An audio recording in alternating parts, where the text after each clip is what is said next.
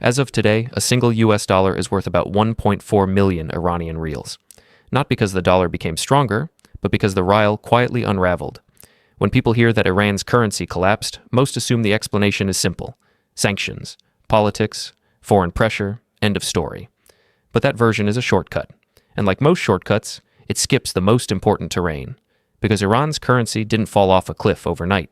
It eroded, slowly, quietly. And by the time the damage was visible to everyone, the foundations had already crumbled. To understand what really destroyed Iran's currency, you have to rewind, not to one dramatic moment, but to a long chain of decisions that seemed manageable at the time. Reasonable, even. That's what makes this story so unsettling. Nothing here starts as madness. It starts as compromise. For decades, Iran relied heavily on oil. Oil paid for the government, the imports, the subsidies, the salaries. When oil money flowed, the system worked, at least on the surface. The state could keep prices low, stabilize the rial, and project the image of control. But that stability came with a hidden cost. Instead of building a diversified economy, Iran built dependence. And dependence always looks like strength, until it isn't. As long as oil dollars entered the system, the central bank could defend the currency. If demand for dollars rose, the state stepped in. If inflation crept up, subsidies softened the blow. People got used to this arrangement. Businesses planned around it, families trusted it, and slowly, the entire economy became anchored to one assumption: the government would always be able to hold the line. But currencies don't collapse because of one pressure. They collapse when pressures stack. Inside Iran, government spending kept growing. Public sector wages expanded, subsidies ballooned, promises were made that required constant cash flow. And when revenues weren't enough, the solution was familiar: print more money. At first, it didn't feel dangerous. Inflation rose, but gradually. The rial weakened, but not dramatically. The system absorbed the shock. This is where psychology matters. People don't panic during slow decay. They adapt, and adaptation delays reform. Then came sanctions, not as a single event, but in waves. Restrictions on banking, limits on oil exports, barriers to accessing foreign reserves. Each wave made it harder for Iran to earn and move dollars. Suddenly, the central bank couldn't defend the currency the way it used to. The safety net had holes. At the same time, demand for foreign currency inside Iran surged. Businesses needed dollars to import goods. Families wanted savings that wouldn't melt away. Investors looked for exits. And when everyone wants out at the same time, a currency doesn't fall, it slides. The government responded the way many governments do under pressure: controls. Multiple exchange rates were introduced. One official rate for essentials, another for businesses, a free market rate for everyone else. On paper, this was meant to stabilize prices. In reality, it fractured trust. When a country has multiple exchange rates, it's quietly admitting something uncomfortable: that its currency no longer has a single, believable value. And once that belief cracks, people start gaming the system. Arbitrage replaces productivity. Connections matter more than efficiency. Corruption finds oxygen. This is the moment when inflation stops being a number and starts becoming a feeling. Prices change between morning and night.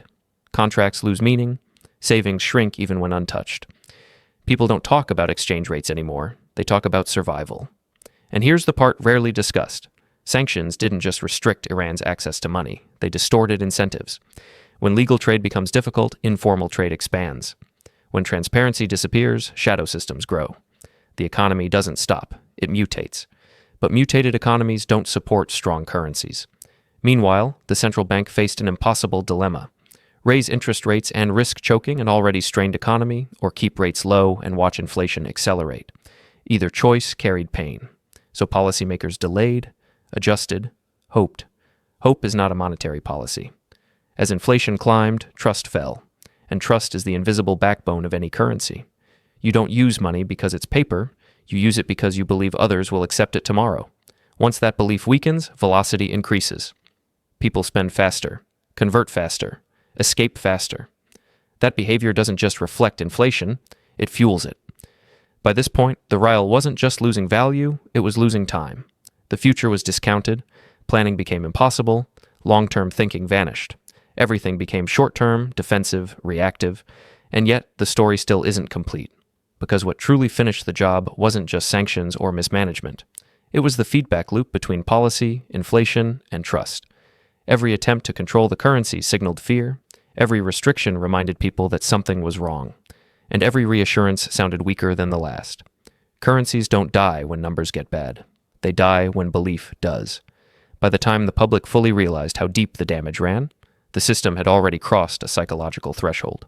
From that point on, even good decisions struggled to matter. Confidence, once broken, is brutally slow to rebuild. For ordinary Iranians, the collapse didn't arrive as a headline. It arrived at grocery stores, at pharmacies, at rent negotiations.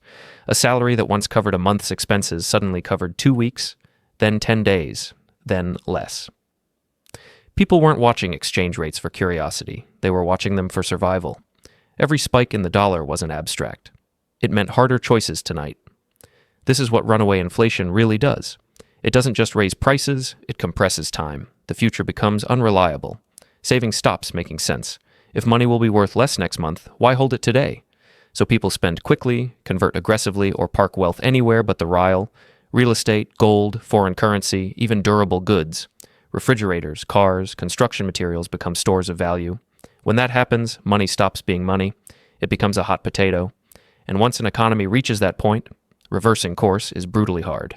The government tried to reassure the public.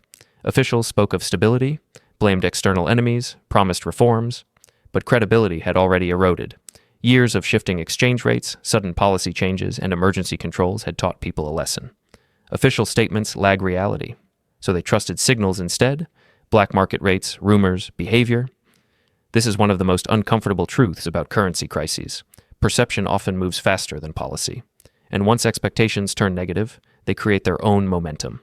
The rial's decline fed inflation. Inflation fed distrust. Distrust fed capital flight. And capital flight weakened the rial further. It was a loop, tightening with every cycle. Breaking that loop would have required something rare, both economic discipline and political credibility, delivered consistently over time. Not announcements, not slogans, consistency. But consistency is expensive.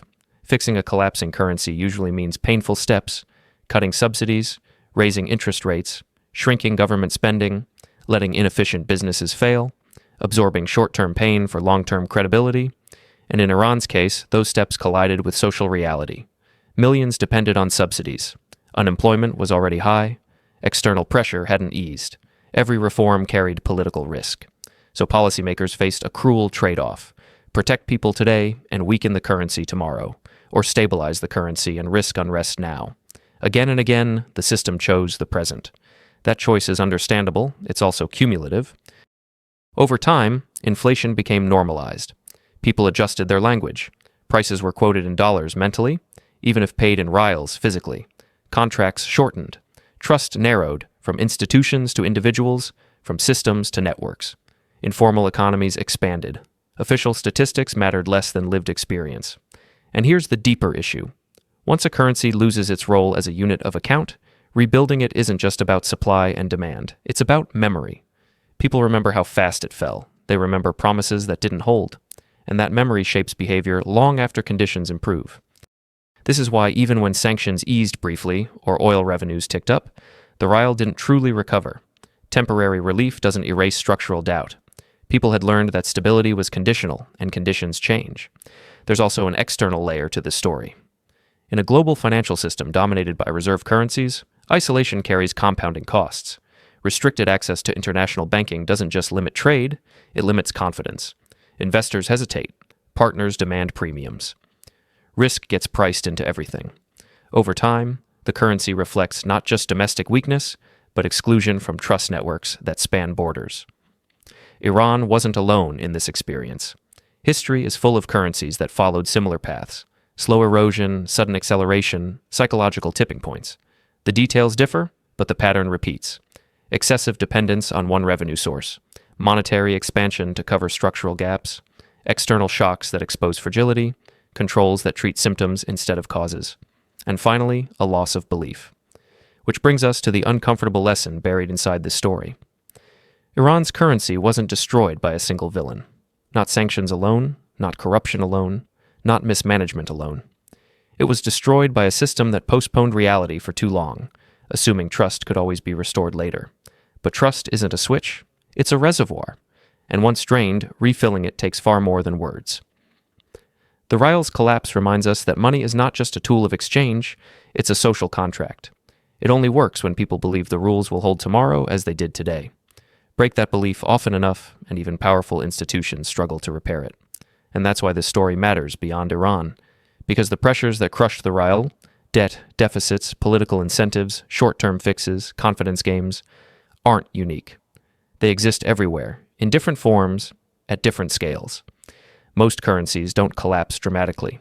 They fade, they stretch, they quietly ask their users to accept less each year, until one day people stop accepting.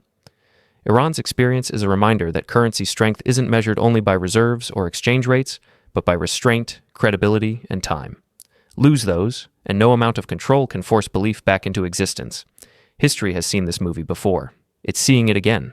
The question isn't whether money can fail, it's how long belief can be stretched before it finally snaps. And once it does, the damage is never just financial.